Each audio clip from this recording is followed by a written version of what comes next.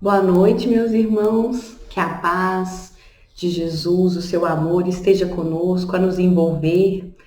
Nessa noite que nós vamos dar continuidade da sequência ao estudo do Livro dos Espíritos, né? Aí estamos no capítulo 2, que fala da encarnação dos espíritos, e hoje a gente vai tratar sobre a alma, né? Vamos ter aí esse entendimento. Mas antes da gente dar início, vamos unir os nossos pensamentos, né? Colocar os nossos melhores sentimentos, os mais nobres que já nos habitam, que já nos permeiam, para esse momento, que a gente possa efetivamente, então, se unir. Amado Mestre Jesus, neste momento nos unimos. Nos unimos em pensamento, em sentimento e também no desejo, na vontade de aprender. Que possamos ter ouvidos dóceis a estes ensinamentos que com tanto carinho, com tanto trabalho, com tanta dedicação, nosso codificador Allan Kardec nos trouxe. Que possamos deixar que eles penetrem fundo os nossos corações, que possamos refletir, que possamos pensar, raciocinar, utilizar da lógica, da razão e assim compreender efetivamente. E que essa compreensão profunda possa então trazer a cada um de nós o desejo de praticar os ensinamentos que nos deixaste. Praticar a lei de amor que é este caminho, o caminho da perfeição, o caminho da nossa evolução, do nosso desenvolvimento. E que possamos então, a cada dia, fazer pequenas escolhas, pequenas, mas significativas na direção do bem, da caridade, da humildade, da tolerância, da compreensão, da compaixão. E que todas essas bênçãos e luzes que estão sendo direcionadas neste momento possam chegar a todos os lares, possa chegar também a todos os hospitais, a todas as prisões, às ruas, em todos os cantos do universo, onde temos irmãos necessitados, e que eles possam então sentir o amparo, assim como nós também estamos sentindo.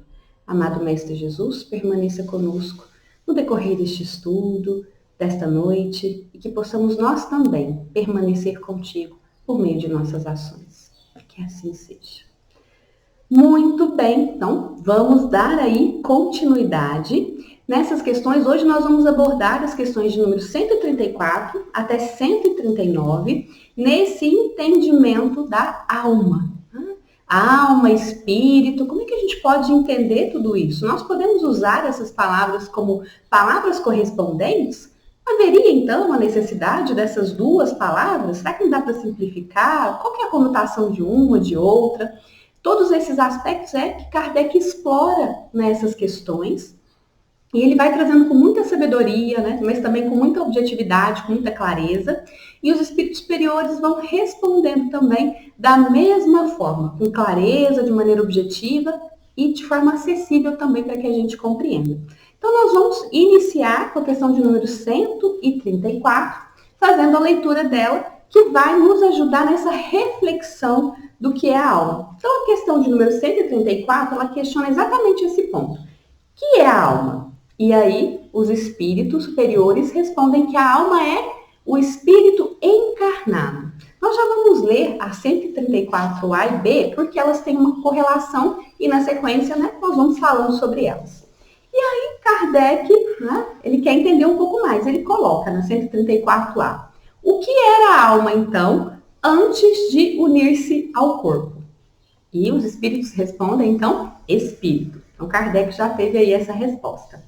E caminhando já na 134B, Kardec questiona, então, né, é por minha conta, né, Kardec não coloca o não.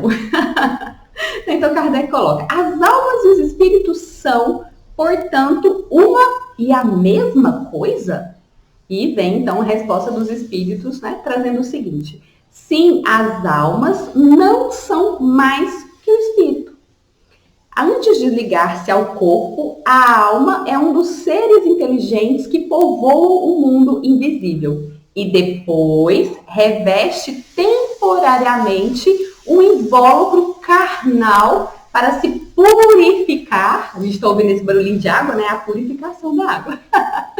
Nesse sentido. E esclarecer que foi justamente o tema que nós vimos no estudo anterior. Qual que é a necessidade, qual que é a finalidade, então, da encarnação?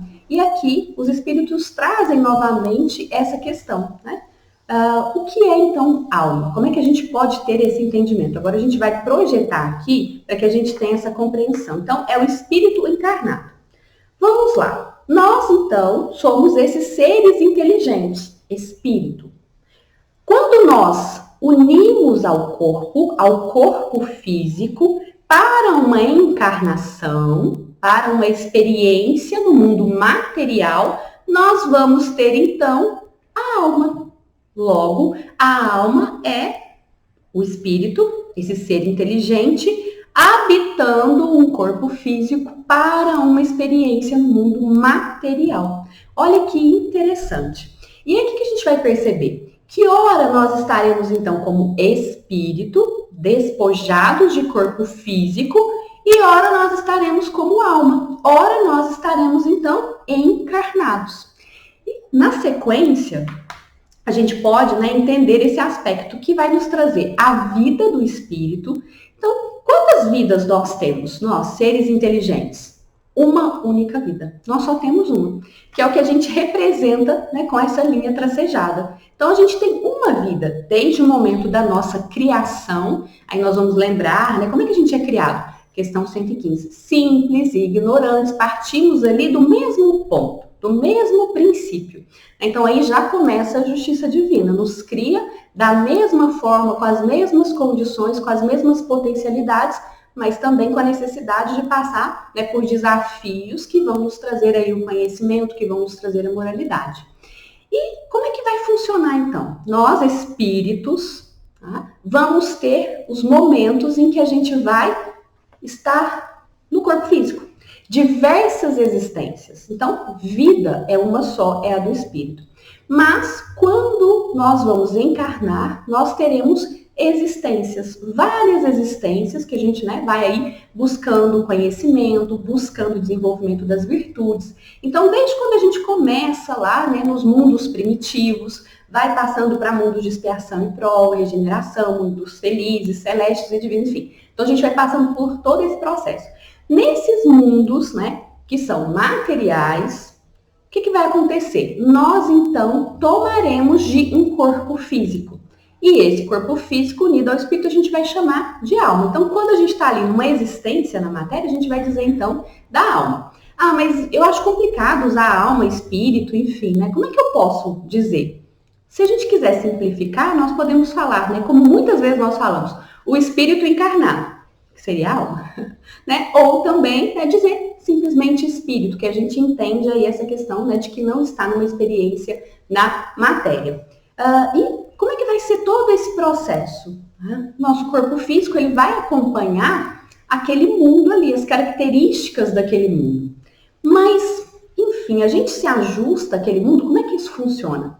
Não, é o processo contrário. Primeiro nós, espíritos, com a bagagem que a gente já construiu, com o desenvolvimento de aptidões, das nossas virtudes, da aquisição do conhecimento, nós é que estaremos ali em condições e com a necessidade de determinado desafio. E aí, de acordo com o nosso desenvolvimento, é que a gente vai habitar cada um desses mundos. Porque cada mundo vai prover ao espírito as provas, ou no nosso caso, as expiações, porque a gente está nesse mundo de expiação e provas, que são necessárias ao seu adiantamento. Então, primeiro parte do desenvolvimento, da evolução que o espírito já tem. E essa evolução é correspondente, então, a determinados novos desafios, provas, enfim. E cada mundo vai comportar tudo isso. Então, o que a gente vai percebendo? Que à medida que o espírito vai evoluindo, que é o que nós tentamos trazer aí, com essas cores, passando do vermelho para o laranja, enfim, aí esse verde bem clarinho, até não ter mais a representação dessas bolinhas, que seriam as encarnações, entendendo que a gente já estaria como espírito puro em mundos celestes ou divinos, nós teremos essa característica do espírito desenvolvido e cada um desses mundos vai oferecer para nós o que a gente precisa para dar continuidade. Então, adianta hoje, né, como foi dito na aula passada, a gente falar, não, eu quero estar lá nesses mais verdinhos ali, assim, né? Nesses que já estão ali, né, mais próximos de adquirir todo o conhecimento, de adquirir toda essa moralidade. Adianta, né, a gente dizer que a gente já gostaria de estar em mundos, né, felizes? Não adianta. Por quê? Porque o nosso espírito tem que ter a bagagem de conhecimento de moralidade necessária para poder habitar. Daqui a pouco vai ficar mais claro, né, o que é que dá essa credencial para que a gente esteja, né, no mundo superior ou não. E aí é interessante que a gente pode, né, representar essa questão do ser infinito. A partir do momento que nós somos criados, nós vamos passando pelo processo de evolução, habitando aí, né, os diferentes mundos que vão trazer para cada um de nós a necessidade do desafio do aprendizado correspondente à nossa evolução. Mas a partir do momento que a gente já está lá, né, atingiu a perfeição nos mundos celestes e divinos, sem a necessidade da encarnação, o que vai acontecer? Né? Nós continuaremos existindo, porque nós somos imortais. Nós temos, então, um marco, um início, que é a nossa criação, criados por Deus. Mas nós não temos, né, essa data final. Então, até quando o espírito dura? Né? Indefinidamente. Né? Mas é muita coisa, gente. Indefinidamente é tempo demais. O que a gente vai ficar fazendo, né, depois que a gente não tiver mais necessidade de encarnar? As questões que a gente ainda vai ver na sequência, né, de 558 até 564, ela vai nos trazer depois esse entendimento. Qual é a ocupação dos espíritos nas mais diferentes situações de evolução, inclusive quando nós já tivermos atingido toda a perfeição. Mas podemos ficar bem tranquilos que haverá sim trabalho a fazer, não vai ser nada tedioso, não vai ser nada monótono. O trabalho vai ser incessante e muito produtivo, né? Mas aí a gente aguarda chegar nessas questões para a gente conversar um pouco mais sobre elas. Então, desse ponto, fica claro para nós a nossa criação, essa necessidade das encarnações, né? E aí, poderíamos dizer, então, que agora, nesse momento, né, que está aqui, no corpo físico, todos nós poderíamos ser chamados, então, de alma, né? Então, alma da Joelma, da Fabiana, né? Do Silvio, vamos imaginar que o Silvio também, né, está nos assistindo, do Francisco, da Verinha, então, né, das mais diversas pessoas. Mas, ok, não quero falar alma, pode falar espírito, né, entendendo que é essa conotação do encarnado, né, no corpo físico.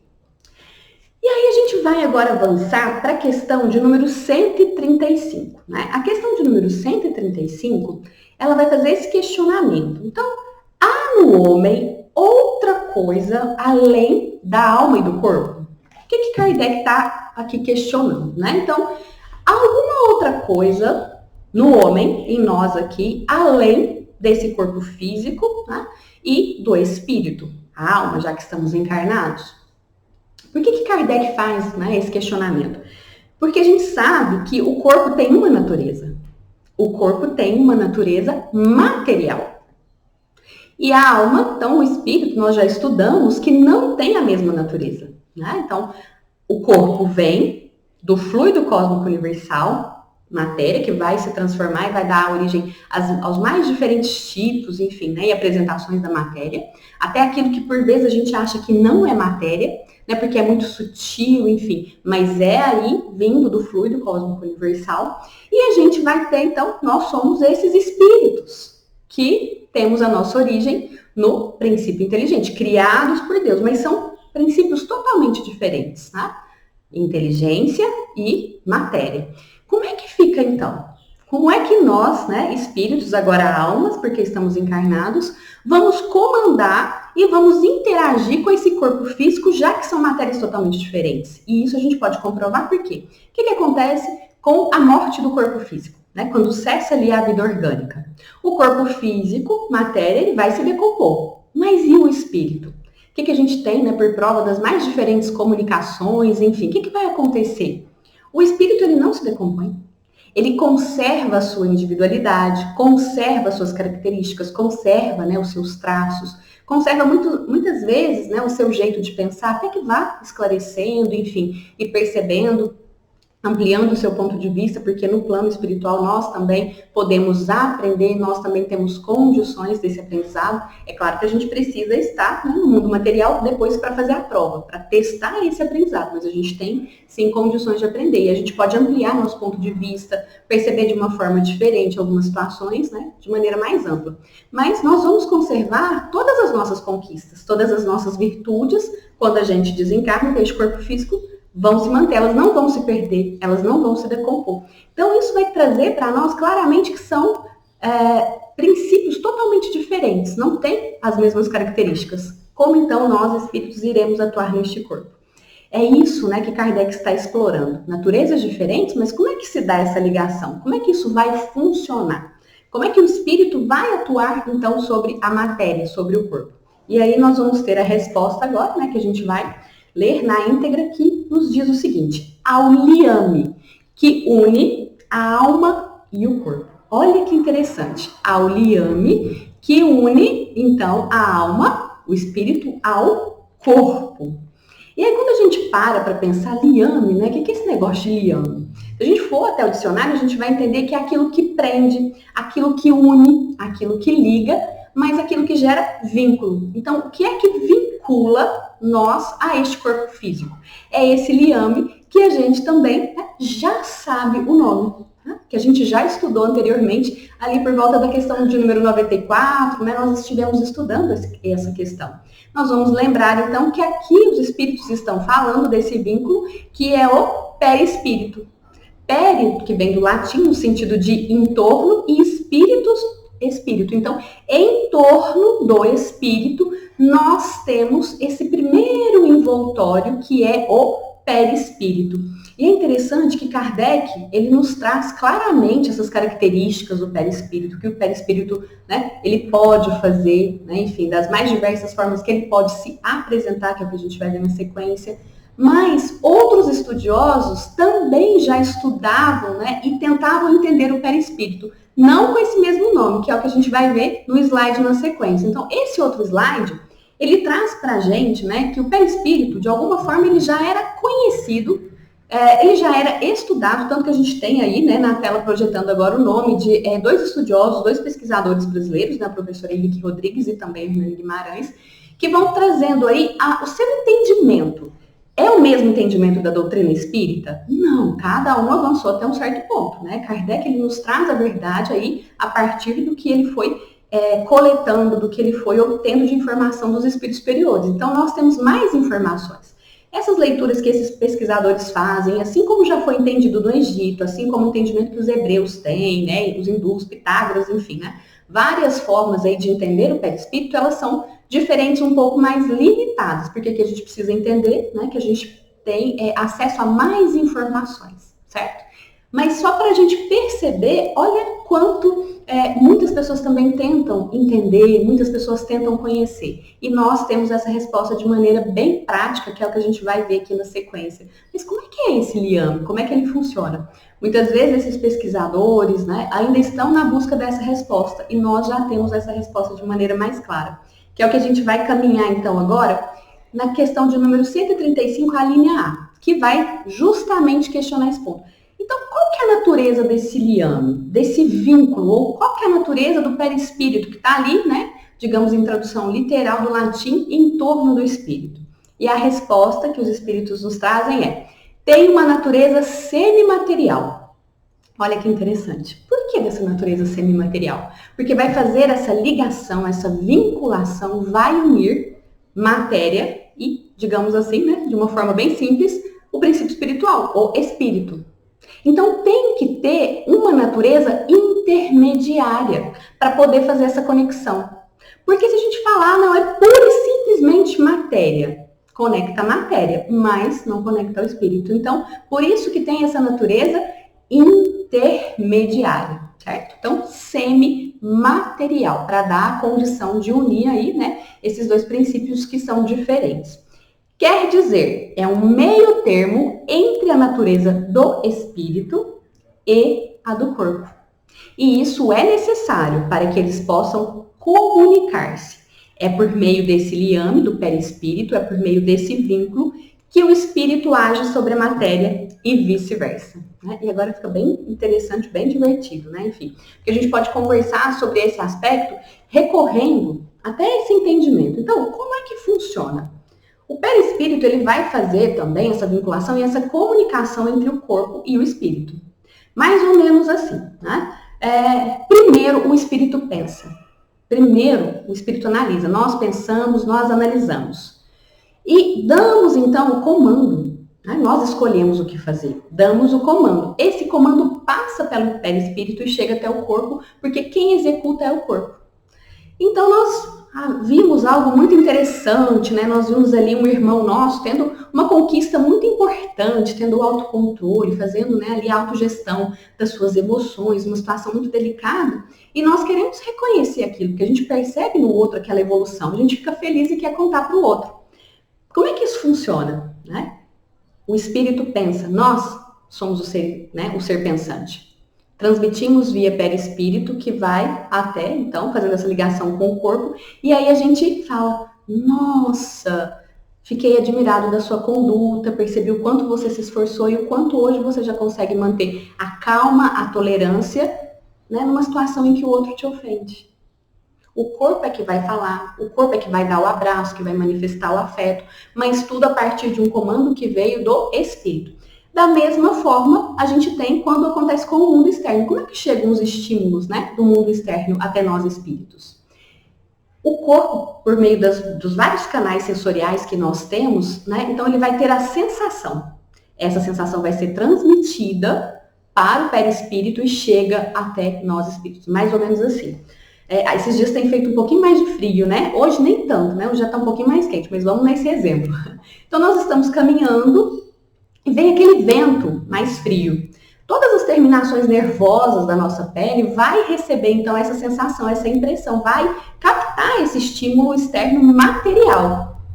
Vai passar isso por meio do perispírito, então nós vamos deduzir, nossa, o espírito pensando, estou com frio. O que eu vou fazer agora? Vou voltar para casa, vou pegar uma blusa, não, vou continuar a minha caminhada, daqui a pouco eu vou me aquecer, enfim. E aí o que o espírito definir virá de comando para que o corpo execute. Então esse que é o ponto extremamente importante, né, para que a gente perceba.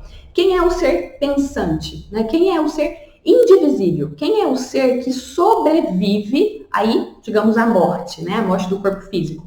É o espírito. É ele que coordena, é ele que comanda com essa ajuda do perispírito, porque sem o perispírito não haveria essa possibilidade de atuação na matéria. Olha que bacana, olha que interessante, né?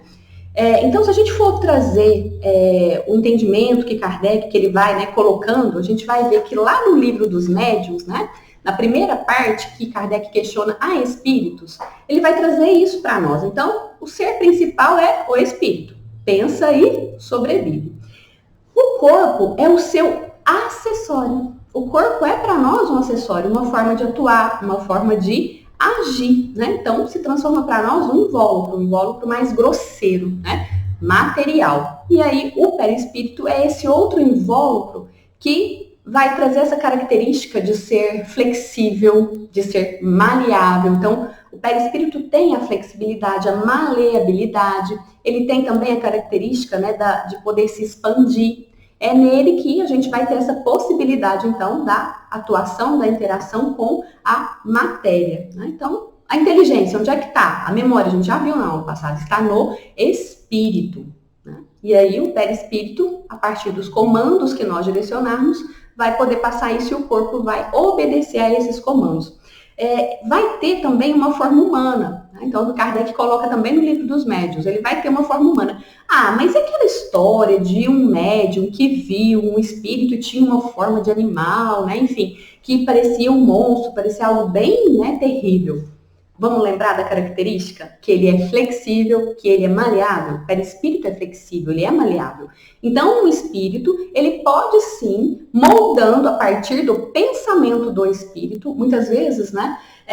Nem tanto nesse sentido eu quero me apresentar assim, mas às vezes o espírito vai passar como ele realmente se sente. Às vezes a consciência culpada, pesada, em razão de tantas escolhas erradas, e ele sabe dessas escolhas, o que ele vai, né, transparecer? na imagem, ele vai moldar o seu perispírito de acordo com o que ele pensa e ele sente de si. Então, muitas vezes, aquele espírito que aparece naquela forma não humana, né, para nós, é porque nós estamos percebendo ali o perispírito modificado pela atuação do espírito.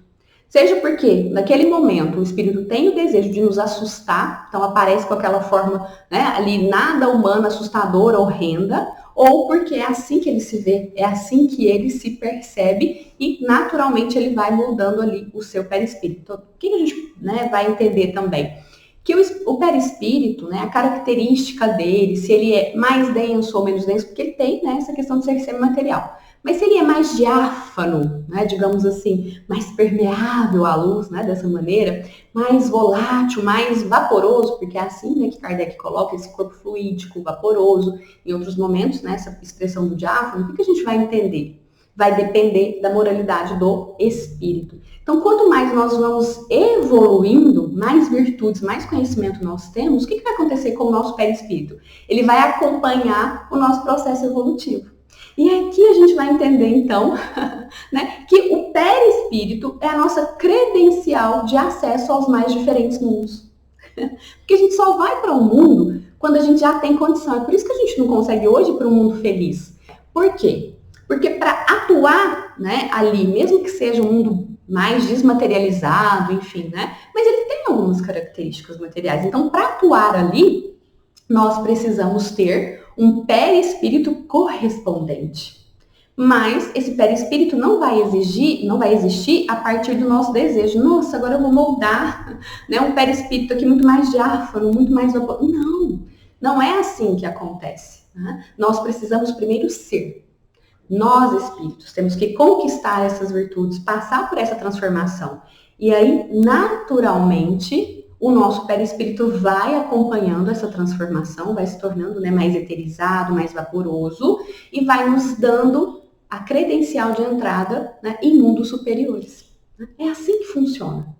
E aí, quero entrar lá, tá, mas quero ir para o mundo feliz.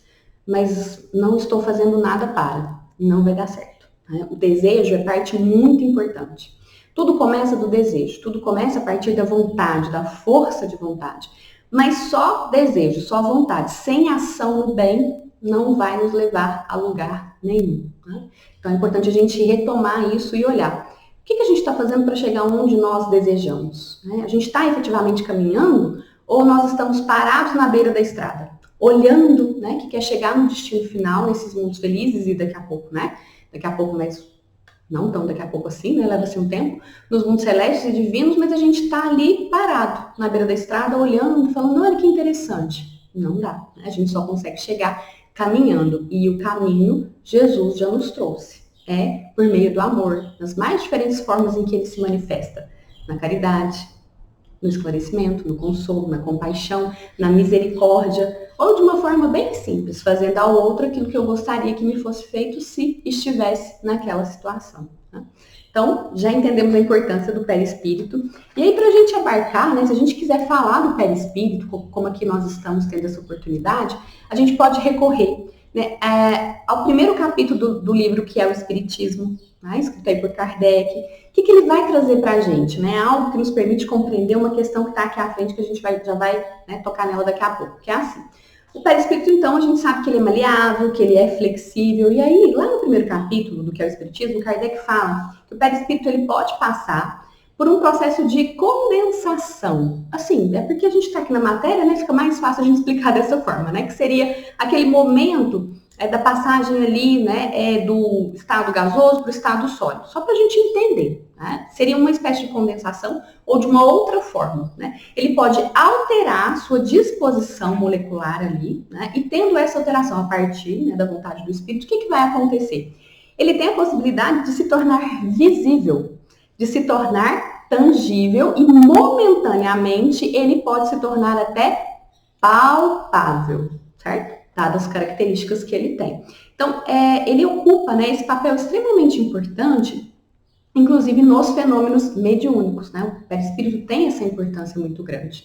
Dada essa característica dessa flexibilidade, dada a característica dele, né, se expandir, então ele vai ajudar muito em todos esses aspectos.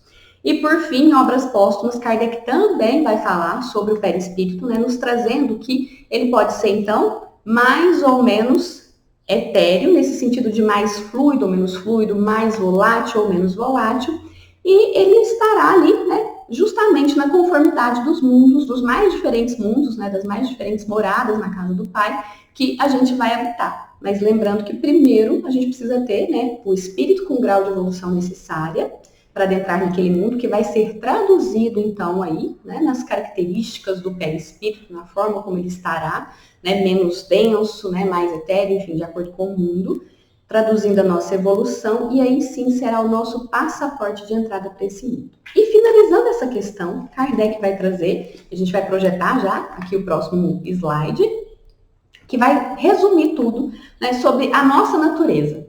Quando nós estamos aqui, né, encarnados, qual que é a nossa composição? Então ele traz assim: o homem, nós, né, nesse momento encarnados, é assim formado de 3 partes essenciais. O corpo, ou o ser material, semelhante ao dos animais e animado pelo mesmo princípio vital. Então, o que fornece para nós vida orgânica, vida ao corpo físico, é o mesmo que anima o vegetal, que anima o animal, né? Que dá essa condição da vida, não a vida inteligente, a vida orgânica, tá? A alma, espírito encarnado, do qual o corpo é a habitação. Então, nós estamos ali habitando temporariamente, né, aquele corpo, sendo seres inteligentes e que sobreviveremos a tudo isso.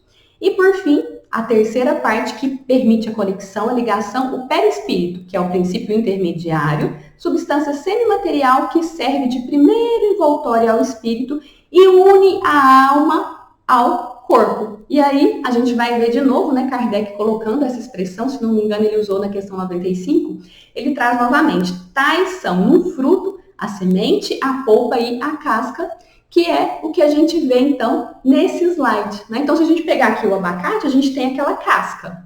Então, essa casca corresponde, né, a esse envoltório mais denso, mais grosseiro, né, extremamente material, corpo físico.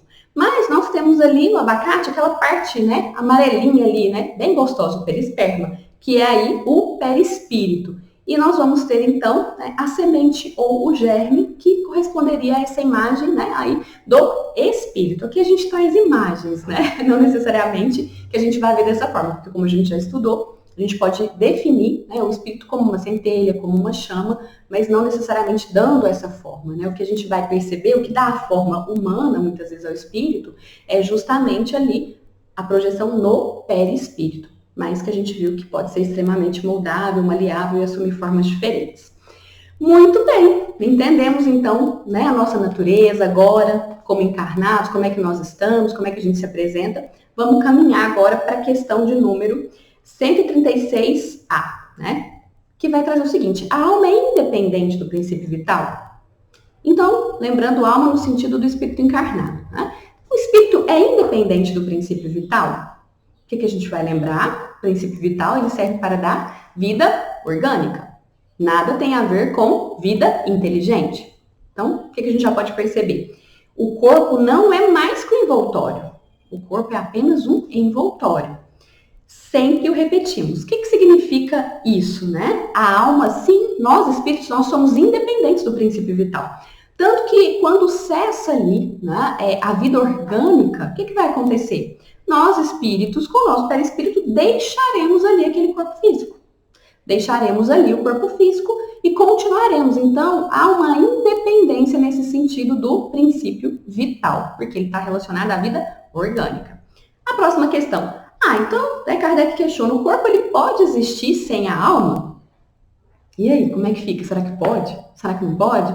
Os espíritos respondem sim, e não obstante, desde que o corpo deixa de viver, a alma o abandona. Então, a gente pode ter ali, né, um corpo físico, que a gente ainda vai registrar, às vezes, alguns sinais vitais, mas pode ser que o espírito não mais ali esteja? Isso pode acontecer? Pode acontecer. Antes do nascimento, não há uma união decisiva entre a alma e o corpo. Então, o que isso significa? Que o espírito só vai estar ali naquele corpo físico aos 7 anos? Porque essa é uma lenda muito difundida, né? Uma imagem muito difundida. Não. Desde a concepção, o espírito, então, ele já começa o seu processo de ligação com aquele corpo físico que está ali sendo gerado. Então, ele entra naquele estado de perturbação, até para que haja, né, o véu do esquecimento ali, para que o véu do esquecimento atue, e ele vai fazendo já a conexão com aquele corpo físico que está sendo gerado ali no ventre materno. Mas, né, ao passo que após o estabelecimento dessa união, a morte do corpo rompe os liames que unem a ele e a alma o deixa. Então, mas espera aí, que hora então que completa a união do espírito ao corpo físico? No nascimento. No nascimento, tanto, né, que em determinada passagem Kardec coloca, né, que quando a criança chora ali, enfim, quando ela manifesta, né, ali nós vamos ter então a entrada desse espírito, o retorno desse espírito aqui ao mundo material, tá? Então não tem nada disso que vai ligar depois, não. Começa na concepção, vai acontecendo durante o processo de gestação e ali no nascimento conclui. Mas quando acontece a morte física, então há esse desligamento, né? Aquele espírito ali vai deixando aquele corpo. A vida orgânica pode animar um corpo sem alma, mas a alma não pode habitar um corpo sem vida orgânica. Então, a gente pode ter ali um corpo, né, com sinais, mas sem um espírito ligado a ele? Pode acontecer. Mas a gente pode ter um espírito atuando e manifestando, né, um corpo físico sem vida, que já, né, extinguiu todo o seu princípio vital? Não, isso não é possível. Então, só para a gente ter essa clareza. Mas o espírito pode atuar? Sim, mas ele vai atuar, então, né, a partir do mundo espiritual. Mas não no mundo material, porque ele precisa do corpo físico para fazer essa atuação aqui. E aí vem a 136b para deixar bem claro esse ponto, né? Se a gente ainda está com dúvida, Kardec vai nos ajudar aqui a compreender com essa pergunta que ele faz. Então, o que seria o nosso corpo se ele não tivesse alma? Seria simplesmente uma massa de carne, mas sem a inteligência, sem a possibilidade de captar esses estímulos externos, pensar, raciocinar, fazer escolhas e dar respostas, né, sobre isso. Não haveria ali o ser inteligente pensando, decidindo, agindo, escolhendo, passando, né, pelas consequências dos seus atos, porque não haveria ali, então, o espírito. Então, é a resposta que Kardec nos traz. Uma massa de carne sem inteligência, tudo o que quiseres, menos um homem. Porque o que é que nos caracteriza? Nos caracteriza, sim, essa questão da vida orgânica, né? Assim como na questão das plantas, né? São seres vivos, dos animais também são seres vivos. Mas o que nos configura, né, estar nesse reino hominal? Né? É exatamente a inteligência, essa inteligência mais desenvolvida que nós já temos e estamos buscando desenvolver cada vez mais. Né? Então, se a gente não tem atuação do espírito, nós não teremos essa inteligência, porque eis aí a sede da inteligência, né? Efetivamente nós e vai para onde quer que a gente vá também. Agora vamos partir para a questão 137, né? Que ela vai trazer uma outra leitura sobre como é que o espírito pode, né, se manifestar quando encarnado. Será que pode manifestar em outro lugar? Como é que isso funciona? Que é a questão de número 137. Nos diz assim: o mesmo espírito pode encarnar-se de uma vez em dois corpos diferentes? Meus irmãos, vamos pensar, nós somos espíritos encarnados, né? Num corpo só. Já dá um trabalho danado, não dá? Haja, né, sensações, haja diversidades, tribulações, né, tudo que nós precisamos lidar. Imagina, então, se isso fosse possível, né, conduzir ao mesmo tempo duas existências. Não é possível e a gente vai ver aqui, né, a resposta dos espíritos. Não, o espírito é indivisível e não pode animar simultaneamente duas criaturas diferentes. Não tem como, então, né, eu manifestar neste corpo e ao mesmo tempo falar que vou conduzir uma outra vida. Isso não é possível, né? Uma outra existência. Não tem como acontecer dessa maneira. Né? Então, a ligação é com aquele corpo físico que ali se encontra. E a atuação é a partir daquele corpo físico. Não tem como, né, fazer essa divisão. Cada espírito, né, é essa individualidade e é também indivisível. Ah, mas lá no livro dos médiuns, né, tem uma citação, enfim, que é até a recomendação que a gente tem aqui para recorrer, né, ao livro dos médiuns. Estamos aqui com ele também. Ah, mas tem uma citação lá do Santo Antônio de Pádua. Foi dito, então, que Santo Antônio de Pádua estava pregando ali na Itália quando o pai dele ia ser sentenciado e, de repente, ele apareceu e com o seu depoimento, de alguma forma, ele libertou o pai que seria ali, né, sentenciado de maneira injusta. Será que, como é que isso funciona? Aqui nós estamos falando, né, do fenômeno da bicorporeidade. O que isso significa? Né? Mas ele está falando que está em dois corpos, né? Isso significa que realmente Santo Antônio de Pádua estava pregando na Itália, mas ele foi visto, então, né, no momento e no local em que seu pai estava sendo sentenciado, e ele atuou. Vamos lembrar daquela característica que nós, né, entendemos sobre o perispírito? Que ele pode, pela disposição molecular, pela mudança ali, ele pode se tornar tangível, ele pode se tornar visível e palpável? Isso que aconteceu. Então, o corpo físico de Santo Antônio de Pádua estava realmente lá, né, naquela região em que ele foi visto pregando. Mas não significa que no momento que ele aparece no outro local, e quem é que aparece no outro local? O espírito revestido do perispírito que apresenta, então, né, essa questão de estar mais tangível, mais palpável. Apresenta-se ali. Mas Santo Antônio de Pádua, então, estava ativo nos dois lugares? Não. Ele estava mais inativo, não necessariamente que ele estivesse dormindo, mas sem uma atividade de interação com o mundo externo ali, à sua volta, e enquanto isso, permanece a ligação ali com o corpo, mas o seu perispírito, juntamente o seu espírito, então, se projeta naquele outro local e, mudando as suas características, a partir da vontade de Santo Antônio de Pádua, do espírito, então, se mostra tangível e atua naquele outro ambiente. Mas não é possível essa atuação, né, em dois ambientes ao mesmo tempo. Não, é como se estivesse ali meio sonolento, ou às vezes até dormindo, recolhido. Né? Muitas vezes a gente pode falar até, lembrar de Jesus em oração, ali, né, recolhido. Mas a atuação se fazia em outro lugar, justamente por isso, porque o espírito não se divide. Ah, mas e se alguém chegasse perto ali de Santo Antônio de Pádua, o que ia acontecer? E desse um susto nele, né? Que a gente vai ver aqui na sequência não, né? Na verdade está no livro dos médiuns. Antes que alguém chegasse para assustar ou para interagir com Santo Antônio de Pádua, ali onde estava o corpo físico dele, o espírito perceberia e retomaria ali, retornaria, estaria presente naquele local, certo? Então, só para a gente entender esse processo. Mas tem divisão do espírito? Não tem. E aí a gente vai agora para a questão 138, né? A gente já está chegando próximo do final aqui. Na 138 vem o questionamento de Kardec, é o que pensar da opinião dos que consideram a alma como o princípio da vida material. Então, algumas leituras, né, algumas leituras não, né, alguns posicionamentos filosóficos entendem que a alma é o que dá vida orgânica, é o que dá vida à matéria. Esse questionamento, então quer dizer que para ter então vida orgânica deveria ter ali a alma. Como é que isso funciona, né? Aí vem a resposta dos espíritos. Simples questão de palavras, com a qual nada temos. Começai por vos entenderes. A gente vai ver no comentário de Kardec, né, que ele coloca, que já está lá na parte da introdução ao estudo da doutrina, no início do livro dos Espíritos, essa questão da palavra alma. A palavra alma, ela tem, né, três conotações diferentes. Desde os materialistas que entendem isso, que a alma é o que dá vida orgânica, então não haveria, né, sobreexistência, não existiria depois da morte do corpo físico.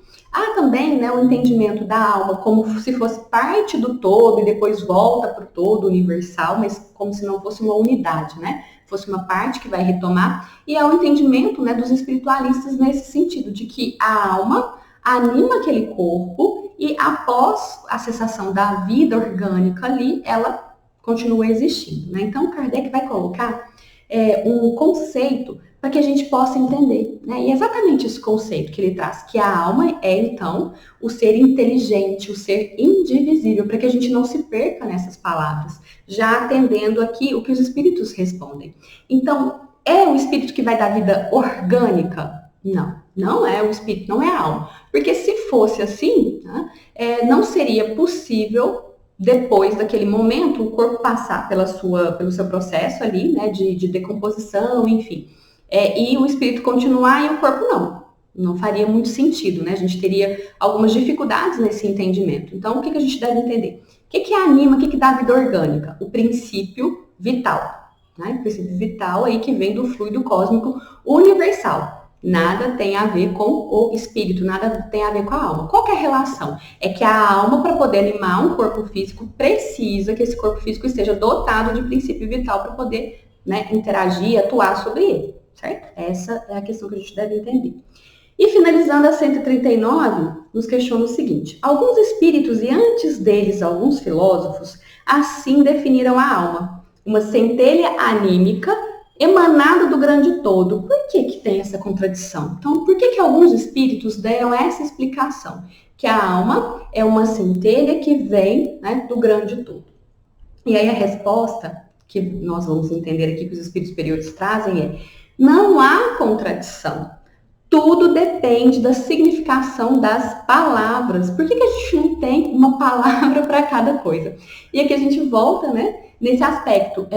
Várias leituras da palavra alma. Nós temos muitas leituras dessa palavra alma. E aí vamos voltar aqui no início, né, nessa introdução, no item 2. Na tradução que eu estou do Herculano Pires, ela vai estar na página 26. Pode ser que o livro que vocês têm em mãos esteja em páginas diferentes. Então, lá no final da página 26, no item 2, né, da introdução ao estudo da doutrina espírita, Kardec vem e explica primeiro isso, né? Como é que os materialistas entendem a alma, como é que os panteístas vão entender que é essa questão, né? Então veio do todo e vai voltar para o todo, enfim. E como é que os espiritualistas entendem? Eu recomendo essa leitura para ficar bem claro. E aí Kardec fala, olha, vamos colocar então um significado para que nós espíritas possamos entender o que é alma sem confusões? E aí ele traz aqui claramente. Por isso, chamamos alma ao ser imaterial e individual que existe em nós e sobrevive ao corpo. E aí, depois ele ainda coloca um pouquinho sobre a questão do princípio vital. Ele faz essa separação. Princípio vital, princípio da vida material e orgânica, seja qual for a sua fonte, que é comum a todos os seres vivos, desde as plantas até os homens. A vida podendo existir sem a faculdade de pensar. Então, pode ter vida orgânica sem ter ali um espírito ligado a ela. O princípio vital é coisa distinta, é coisa independente, que aí ajuda, né? E a gente não faz mais confusão com tudo isso. Então, tem um comentário de Kardec ao final, né, que vai ajudar nessa compreensão. O que nós recomendamos? Vá, né, até lá a introdução ao estudo da doutrina, leia, para aprofundar o conhecimento mesmo, né, sobre essas visões diferentes de alma e como Kardec coloca aqui para o nosso entendimento, para facilitar. E leia também, né, o comentário que está ali de Kardec ao final, né, da questão 139. Vai ajudar bastante. Mas a gente precisa, né, seguir o horário também e precisa tomar cuidado para não empolgar.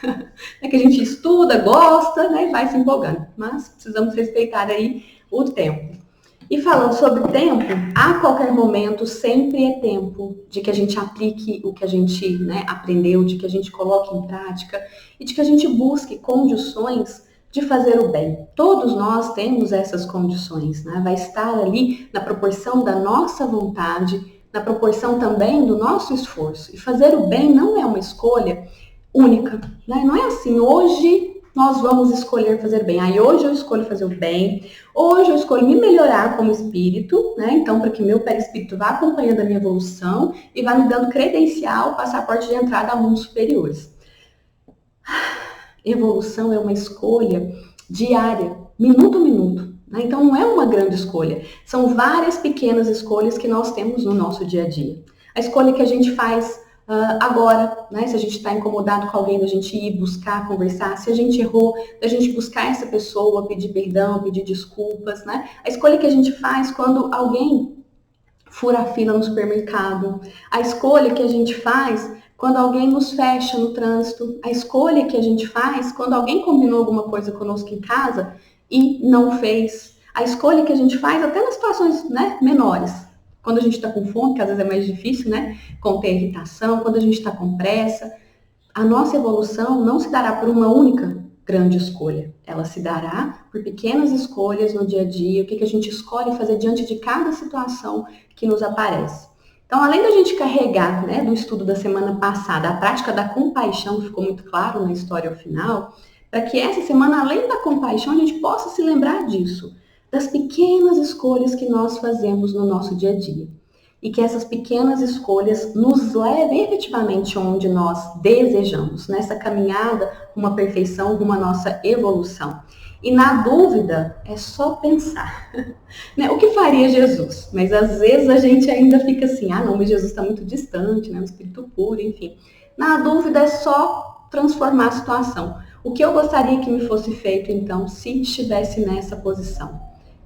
com certeza a gente vai conseguir fazer excelentes pequenas escolhas que nos levarão ao desejo que nós temos, né, mais verdadeiro, de sermos felizes. E para isso é necessário nos liberar das nossas imperfeições, nos purificar, que é exatamente o motivo de nós estarmos aqui encarnados. Darmos um passo no sentido dessa nossa purificação, no sentido da nossa perfeição, da felicidade, da paz, né, e do conhecimento de tudo, do entendimento e da compreensão mais profunda. Que Jesus nos ampare. E agora nós vamos então finalizando, buscando essa imagem de Jesus sobre nós, como se Jesus estivesse nos dando um passe. E nós vamos percebendo esse passe penetrando todas as células do nosso corpo. Vamos percebendo esse passe também nos envolvendo por completo, perispírito, espírito, realçando toda a luz que há em nós, fortalecendo o nosso desejo de fazer melhor, de fazer diferente a cada dia, de efetivamente nos transformar. E nesse processo de transformação, entender que para transformarmos o nosso mundo interior, é necessário também transformar a forma como nós nos relacionamos com as pessoas que nos cercam. Que essas pessoas possam receber de nós, então, no decorrer dessa semana, muito mais amor, muito mais compreensão, compaixão, e que nós possamos perceber que estamos recebendo o tempo todo, seja do nosso anjo da guarda, dos espíritos protetores, do nosso Mestre Jesus, de Deus, nosso Pai, todo o incentivo e tudo o que é necessário para fazermos as melhores escolhas.